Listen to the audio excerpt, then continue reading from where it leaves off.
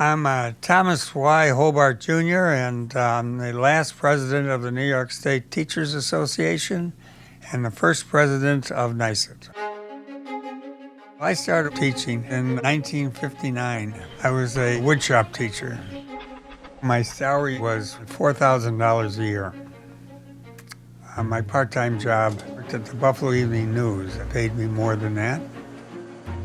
In the school, I became president of the local Teachers Association, and the principal and I battled like every day over the smallest of items.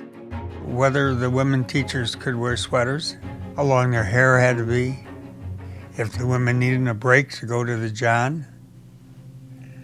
We were a professional association.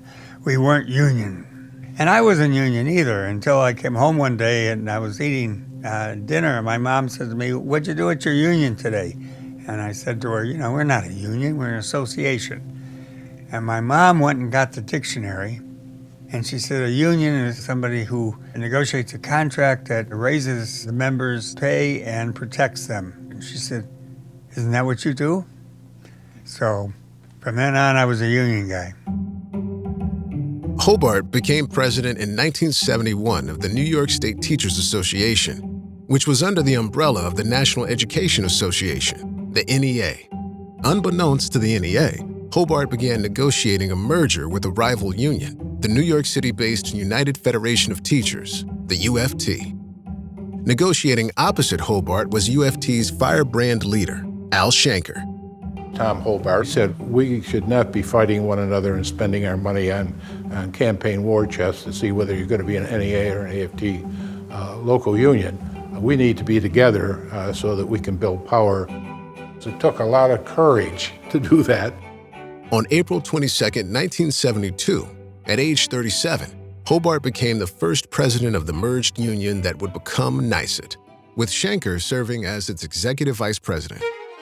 Hobart's first role was as a kind of traveling salesman, persuading NYSUT's 200,000 members to support the merger. All of the affiliates had to vote in, and I had to go out and sell them to vote into the organization. We have demonstrated to the world that it is in the best interest of teachers to join forces in order to speak as one voice.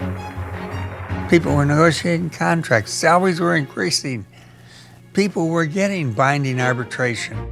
I'm saying to them, you want to have that success, you got to sign on. Because our locals have the highest salaries and best contracts that were ever negotiated for teachers anywhere. The locals bought in, and the rest is history.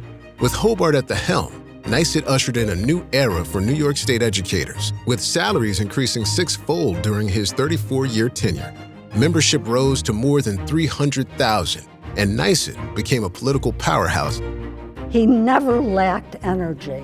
He just never stopped. We ran fast and he ran faster, so we had to keep up with him. The big reason teachers throughout the state of New York started seeing a middle-class income, started seeing more dignity and more voice and more agency, that's because of the NYSUT merger.